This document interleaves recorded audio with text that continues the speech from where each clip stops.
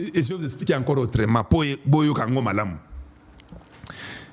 Quand Kamere tombe, qu'est-ce qui arrive? Il faut directement mettre en place une commission d'âge. Donc, non, pas la commission. Il faut mettre les gens, comment on les appelle? On appelle ça comment? C'est commission d'âge, non? On appelle ça comment? Je crois quelque chose comme ça. Qui va remplacer pour aller aux élections des nouveaux présidents de l'Assemblée. Même si vous destituez Mbosso maintenant, vous perdez votre temps. Parce que 5 jours après, c'est lui qui sera dans ces bureaux-là d'âge. C'est lui qui sera toujours là-bas. Donc c'est inutile de destituer Mbosso. Si tu es intelligent comme Kalonji, tu perds ton temps. Parce que de toute façon, tu es destitué aujourd'hui, les bureaux tomberont de toute façon avec lui. Et les jours qui suivent, on met un bureau d'âge, c'est lui qui sera le président du bureau d'âge. Donc c'est juste quand tu n'es pas intelligent, tu vas aller faire un truc contre lui. Parce que quand on attaque les présidents de ces bureaux-là, tout le monde avec ces bureaux tombe. C'est les bureaux de Kamere qui tombent. Même celui qui n'a pas été dans les trucs. Même si vous dites que non, ce n'est pas tout le monde, mais sachez que quand le bureau d'âge arrive, les trucs là de Kamere est mort, non? Tout le monde est parti. C'est difficile à comprendre. Hein?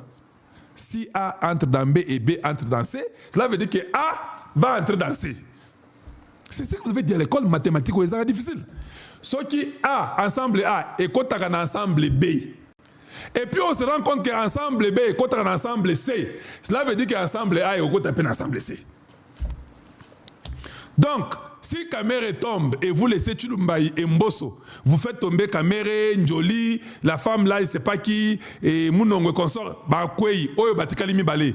Parce que, tango Bakwei, Mbalamoko, assemblée, bureau d'âge et Zoya. Na Oyo Mibale, Kwei, na bureau d'âge, Bango pe Bakwei. Donc, attaquer Mbosso ou Chilumbaï, c'est perdre le temps, ce n'est pas être intelligent, ce n'est pas bien réfléchir. Peut-être vous avez oublié que A entrera aussi en C, parce que B entre en C et A entre en B. Très simple. C'est la logique. Bureau d'âge. Merci, maman pétronelle. Donc, qu'est-ce qui est arrivé? Normalement, la loi demande 72 heures. Chilumbaï a donné 48 heures. Tic-tac, tic-tac, tic-tac. C'est-à-dire, on a Ibsakibino pour un bureau d'âge. Non, pour les bureaux temporels qu'on appelle spécial, une commission spéciale, pardon, pour la commission spéciale qui va aller regarder sur la recevabilité et puis être sûr que la conformité avec la pétition. Chilumbaï a dit, vous devez individuellement que tous les 21 groupes parlementaires m'envoient leurs individus. Parce que cette commission-là doit être mise en place le plus rapidement possible. À l'Assemblée, je vous dis seulement, hein, je suis en train de... Je ne vais pas mettre tout en détail. À l'Assemblée, on a dit, non. Est-ce que nous devrions créer beaucoup de commissions? Parce qu'il y a beaucoup de cas. On a dit sur l'article, l'ordre intérieur de l'Assemblée, article 31, je crois, alinéa 2, dit que dans tous les cas, c'est-à-dire que quand il y a Mutumoko Bafundi, Batumi Bale, Misato, dans tous les cas, il y a une commission qui est là. C'est cette commission-là qui va venir. Maintenant, le problème sur la commission spéciale qui va venir, la loi de l'Assemblée ne dit pas aussi non plus que ceux qui ont qui pétition, on ne peut pas te choisir sur les groupes parlementaires. Non. C'est-à-dire que nous pouvons tous revoir les mêmes personnes qui ont écrit contre Kamere avec la pétition, on les revoit dans la commission spéciale. Ce n'est pas interdit que si tu as au lobby que non, je n'aime pas la gestion du président, je signe la pétition. Mais tu fais partie toujours d'un groupe parlementaire. Dans ce groupe parlementaire, on dit qu'on t'envoie toi Kalonji. Oui, oui, je peux avoir fait la pétition, je serai aussi parmi cette commission spéciale-là. Si on m'envoyait par mon groupe parlementaire. Né Esika, où on a dit en français, c'est là que les Romains s'empoignèrent. Donc tu peux voir que tous les groupes parlementaires, sur les 21 groupes parlementaires, 17 personnes de ces gens-là, parce qu'il faut 21 personnes, 17 personnes, ils avaient déjà signé la pétition. Ça veut dire que Ekotrene T, Mbalamoko, nous allons au vote. Ils vont se dire, ah, nous venons de statuer la conformité et nous avons vu et on a vérifié les gens qui ont signé, c'est bon. À l'Assemblée aujourd'hui, il y a un garde de caméra qui a dit non. Vérifions d'abord si c'est recevable les signatures là. On a dit à l'Assemblée non. On a déjà reçu la lettre. Les huissiers avaient déjà reçu. Si les huissiers avaient déjà réceptionné ces signatures-là, c'est-à-dire que c'était déjà recevable. Oh non, il faut maintenant qu'on vérifie si c'est recevable ou pas. On dit non, non, tu perds le temps. C'était ça la décision qui a été à l'Assemblée aujourd'hui. Je suis venu seulement vous rapporter cela. Tu perds le temps. Quand les huissiers seulement pris, les huissiers devaient refuser pour dire que ce n'est pas conforme. Quand les huissiers prennent, c'est déjà la recevabilité, cette étape-là est passée et ils ont voté que c'est déjà passé à l'Assemblée, ils sont prêts à cette étape-là. Ils sont à l'étape que chaque groupe parlementaire envoie une personne, les 21 personnes devront arriver chez Chulumbaï, pas plus tard qu'après-demain. Tous, 21 personnes. Les 21 personnes-là, vous pouvez aller les corrompre si vous voulez. Beaucoup de gens sont des voleurs, non? Ils vont manger, mais ils ne vont pas faire ce que vous voulez. Ça, je peux vous dire. Si tu as beaucoup d'argent, et Batakamere qui vous font mal au cœur, que Bolingibo passe en bon wana, donnez cet argent, donnez-leur les véhicules, ils voteront toujours contre vous. Parce que c'est déjà scellé. Kamere ne sera pas là. Vous pouvez tout dire, vous fâchez contre moi, vous êtes de l'INC, je suis aussi fâché contre vous. Voilà, je suis seulement avec un franc-parler. Vous n'êtes pas plus que moi, je ne suis pas plus que vous. De quel droit toi tu peux te fâcher contre moi et moi je ne peux pas me fâcher contre toi? Tu te fâches contre moi, je me fâche contre toi. Son sort est scellé. Il n'avance pas la République. Nous avons des terroristes partout et des rebelles qui lui encouragent. Il se pourrait qu'il a le même langage qu'eux. Et nous avons vérifié cela et le peuple a vu témoignages publics où il veut que les rebelles qui tuent vos femmes et vos enfants, qui violent, qu'ils viennent qu'on s'assoie à table. Cette culture de toujours tuer, croyant que vous aurez toujours un poste, doit prendre fin au Congo démocratique. Je me battrai jusqu'à ma dernière énergie pour mettre fin à cette culture. Quelqu'un qui va dans la rébellion, il croit qu'il a, lui, le pouvoir de revenir après avoir tué pour s'asseoir autour d'une table et de manger encore. Ça doit s'arrêter. Toutes ces bêtises que les Mboussanyamouissi font, que les Nanga font, toutes ces bêtises doivent s'arrêter.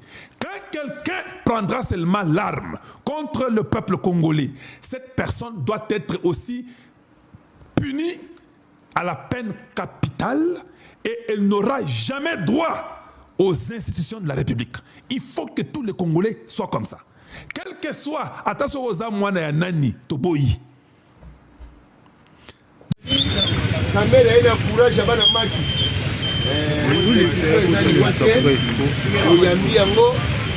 Et ça fait l'immunité et procédure et que les kitoko, nous sommes à la respecter. 262 signatures. Quand on a déposé, la commune a 271. L'équipe majorité Moussika. Et baptisé Kamere de beaucoup de griefs. Gestion opaque. Il y a Parlement, donc Assemblée nationale. Il y a Belel na TV que Azana Mbongo va bikité. Mais to kamwe que Asiambi va député par rapport à ma province a payé na mutu $500, $500. Mais mutu Azana Mbongo ya kosomba rama papier que oyo paquet zali 8000 francs x 4 x 5 40 000. Mais Azana $500 il y a copé saka ba député pour pas bomela imo moto. Erreur grave. Kamera sengi pardon. Kamere a sengi pardon. A sengi na ba député ba limbisa ye. Ba député ba lobi lokol no sengi pardon. C'est qu'on dit ma bena. Veut dire sengeli OK. Parce que ezana loi moko te na parlement, c'est ba lobi c'est président sengi pardon botika ye. Exact. Na lobi no député na kata mande fouté. O babengi Crispin Bindoule a lobby a mata kita comme on est liba Ibanda na lobby na yo babi ba chenze muya obokoli mwana mbanda ke obokoli elima babandi ko chasi ko ba filme il y a Bindoule na Kamere. Donc Bindoule azali produit à Kamere. Donc Kamere n'est salié. IDPS vivant. Mais lelo Bindoule a tomboli Manduki, a tomboli ma. Alobi au point kota na IDPS, yangonde azo sala bongo IDPS nezo bundisa Kamere. Et faux et archi faux, IDPS est un dossier à Kamere. Parce que biso sans les mosaïques, nous avons que 75 députés. Mais Ndengani 200 quelques va signer. Et sur les 32 députés, il y a qui vous 12 va signer. Bon, si IDPS de Makambouana, ma député baza trop mature, baza mikolo, ba yebi o bazo mona. Imaginez que l'assistant parlementaire va l'aller na bureau à foutre à Bamote. Caméra zobosa ke ba député belé bazana bazaki na tangu ya mboso. Baza comme na papa mboso maboko père. Sur ta bazo tala mboso azaki président. Yo pe président. Mais ndango mboso tozo lia bien dereni tangu na yo misko kauke koti. C'est que yo nozo gerema. Si ko pona simisa aeba déjà pour simisa gouvernement touche alors bien au gouvernement peut se mbongo te. Doudou Fwamba à lequel il y en a deux. Alors bien le gouvernement après ça mbongo na parlement ndenge c'est. Net aux ans parlement déjà a consommé 400 millions de dollars. IDPS vivant. Monsieur Vital Kamere gestionnaire au peuple dans l'Assemblée nationale, ma député m'a dit non, c'est fini. Et Nenga Zawana, déjà scénario, c'est l'île de Kanaka Mbongo Moutamba. Et continue déjà plainte et pas procureur. Allié plus de 9 millions de dollars. Et Zobimana Banque na compte, il y a Obabengi Assemblée, et Zobimana qui na compte privé. Grâce à Zaki, allié 100 millions de dollars dans Zaki, ministre de l'économie, si les lombons sont mon natif. Babiloko nyonso wana et Seigneur y a ça. Yango batwalobi tozo mona ya na prison. Tozo mona na prison. Oh babengi Jean-Marie Kassamba. Jean-Marie Kassamba lobi clair. Moi je connais Kamere très bien pour avoir travaillé avec lui. Kamere son problème. Il n'est pas sincère dans les relations. Jean-Marie Kassamba, Kabili c'est le premier temps, à lobby na Kabili c'est Moussoussou, au babengi Kamere, que ba problème à zona batu, et zaka que azaka na vérité te. Abandi kosa na bato ba popisa ye lokola bakatu moi que asala bango double G. Azana relation na Kabila, il commande à kati ko liba. Il aura ça fatigué. Azo boma fati cessé. Azo que nous sa ministre il a fait étranger il y a Bruxelles il y a Belgique et Fengali présent ça la dialogue parce que il suffit qu'à se contacter dans la majorité dans le parlement et Fengali a ça la unité nationale quoi comme à plus fort. Mais la démocratie dit ceci. Pour diriger, il faut avoir la majorité ou pas. Parlement. Président de la majorité dans le Parlement comme il y a le suspect. Il faut que ça Kabila, Katumbi, Chole, Mbongo, Nakati, Naba M23 pour nous diriger bien. Président de la République Galobi, nous avons changé de constitution à révision. Président de la changement de constitution, Kamera a la révision. Et la vérité bimi, bitumbanyo so fachi beto azanango. Oh bazo lukaya kufa et ça parce qu'on va dire je dois changer l'accord. Avril 2024, place Babanda ba réunion na Bibwa et pas ya na Lupanga Chole. Ba politicien belé ba sali réunion kuna contre fachi beto. Ba lingi ba boma mwana mama Marc atika mboka oyo po bango ba sepela. Et bah combattant IDPS non bazu misala te batika la barabara batelengana. Ok, les combattants ont une mission sacrée ya ko aider mboka kende liboso. IDPS viva viva. Na lobi na yo Vital Kamere monsieur Koti bureau il y a deux personnes batikale ba membre Pepe Mbosso na Chilumbai comme premier vice-président azo diriger assemblée a che commission o esengeli eyoka ba caméra bango nyonso dirigé par Peter Kaza. Lobby caméra na 15h il a été entendu apesi ba moyen de défense na ye njoli pe apesi waye lelo bakoka Dominique Munongo na des membres wana batikali mais na C7 oki suske babimisi sous motion contre Chilumbai IDPS viva na lobby na yo kuna mabeza ba lobby Chilumbai pe aseni akweya parce que tout on a Pepe Mbosso a dirigé si ACCL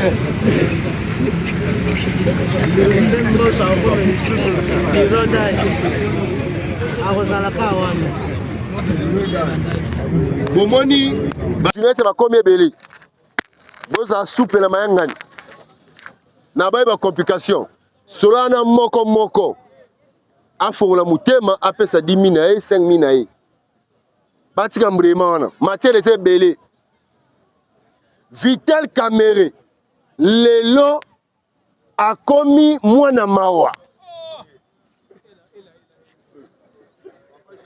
abengi chef de l'état dimanche wana basololi 2 heures du temps a expliqué na moni sort nanga eza scellé chef alobi non badepute ya yo moto dija bango esengeli osola na ba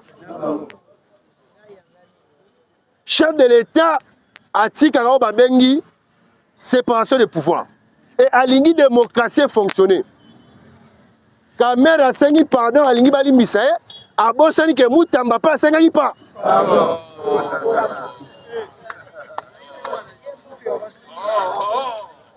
alors c'est fini il doit démissionner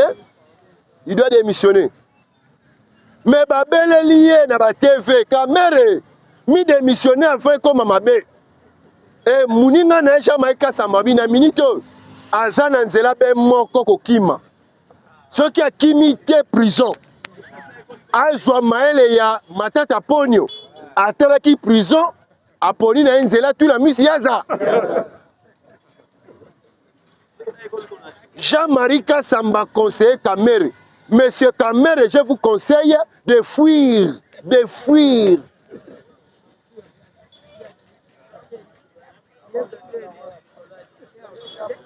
Jean-Marie Kasamba, il a déjà des dossiers sur les malversations financières.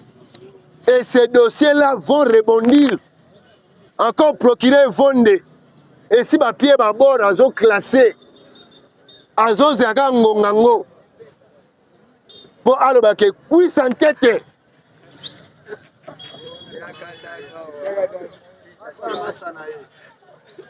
IDPS viva na lobi na yo Vital Kamerhe ayebi ke Adel Kiasula azaka na kana ndenge jiji yani akufa donc esengeli babenda ye yango moni amida pangi na muna mayombe alobi boye nazo yebela na benda yanga mukie mupanzi noki te lokola eza osangana se bakangi ba okanga nyo se mie yanga za mupa IDPS viva na lobi na yo Maman mida tali gauche alabi oyo mambu nini donc ce type akeli susu ngai liba lesi batu ba ozela ngai ebele baza liba IDPS viva il paraît tozoka mais azotela la gauche droite bon quand tu es en Allemagne wa ba koyeba ngo pe bayebi nyonso Akasu mère azana besoin ata ba okanga Kamerhe mais oya ye ezala pembe atete so wachana kombo Jimé Mpiana bon les amis de Jimé Mpiana na réseaux sociaux balobi bazo soutenir départ à Kame. Papa, na lobby na yo kozwaka mwasi ya mutu te. O comme la ngunebe. Les amis de JB Piana soutiennent le départ de Kame. Eza JBT, les amis. Donc moi, na Moubaï lobby azo compte en assemblée na courage na 15 heures. Je pars affronter la commission. Mais na ebisio Moussa les osa manase bazo lié sakaniaka, ba lié sakara. Ouais ababo melaimo. Il paraîtrait d'être zoka. Bon ba député pe bazana balingakaniaka balingakania. Débité sur les solo d'être zoka, il paraîtrait. Dans le dossier à Kamere, c'est fini pour l'homme de Walungu.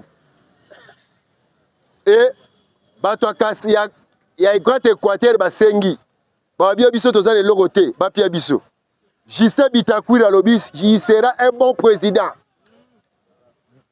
de l'Assemblée. Le corps à poste Zaki a Sidi Kivu, Bapé Saye. Dans Batnion, ce bazo la poste wana. Vote wana et Rosala Somo. Mais Ezali, ils ont intervenu dans un moment très crucial. Parce que session en septembre, et sa session budgétaire. Essentiellement qu'au traité budget. Adolphe Mouzitou, Fumunti, vice-premier ministre, ministre à budget. Na mon jeune frère et ami Blanchard Mongomba. CG Nouvel Élan, directeur de cabinet. Babimisi, budget il y a 20 milliards 300 millions de dollars. Déjà.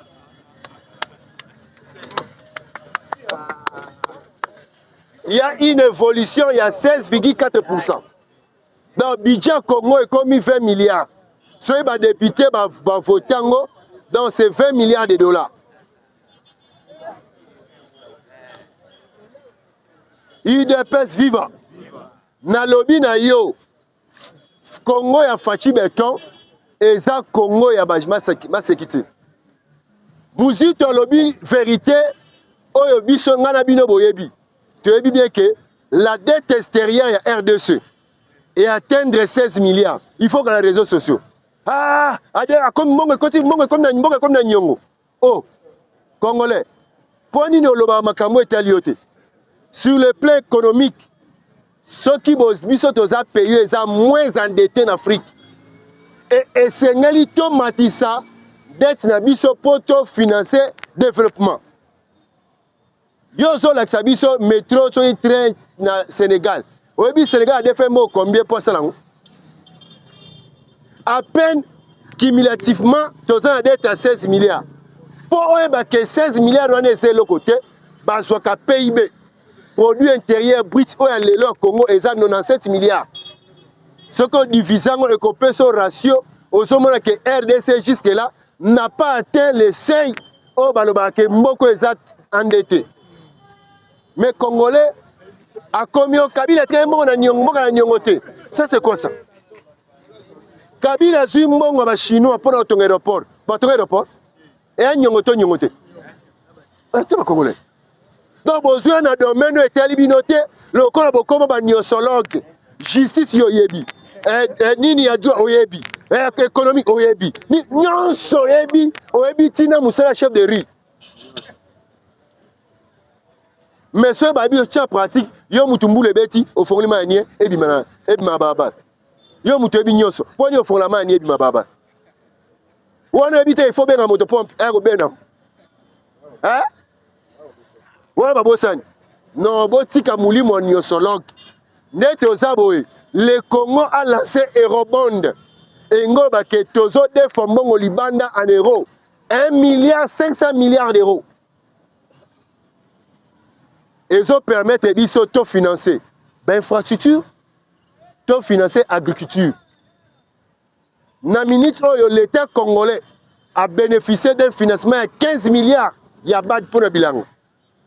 Yo zo mona bilanga tan ba chakuna ba mona baje Bon, ça que d'ici 5 ans, Congolais, allez les sous Semoule et Matite. Parce que Semoule, et ça, Massango, Niki Koleka. Kachi Moutomboko, Moulumba Kachi, en Afrique du Sud, Moukonzi en réserve stratégique. Ache Massango, Baote Kasaki, ce qui est 28, 22 000, fois 23 000. Mais à quel Afrique du Sud, côté là-bas, Ofuno Minene, Obastokana, Massango. Pour na bamboka na biso, ceux balani Massango mingi, et comme Kaka, Nyama Bakotaki, bazo ba obatela ngote. A qu'est-ce qu'on kolinga ba swabilo kwana, ba tchango na ba province, place balona Massango koleka. Ceux baloni et que moyen teke ezate l'état sombiango abombi. Ceux qui bango bazana ngo, ba iba bomba l'état bombeli bango. Pour na moment oh Massango linga kobunga, bo fongoli kuna ba grenier, bo bandi koteka, bo maintenir prix. IDPS viva. Yango na ebisi yo, mutu azo ba ke fachi beto azo sala te, peut-être aza mutu alingi ola information te.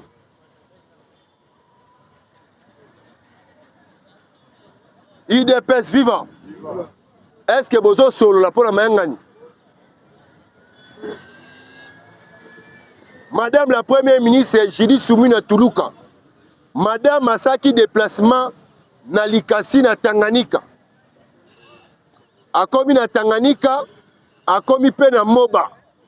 Madame Akego Tala, port ya Kalemi. Ndenge baby alobi, esengeli ba réhabitango. A décidé ba bimisa 70 millions de dollars ba bongisa port wana. Et kakende ko lancer ba travaux à Banzela 4. Banzela ozo sangana na ba route nationale pour permettre mobilité à bana ya Tanganyika.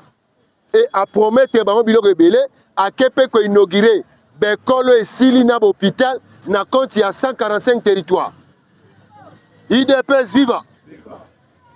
Madame la Première ministre a memeli bango message ya Fachi Beton. Alobi na bango président sengi biso unité pe alobi alingi bino mingi akoya lisusu.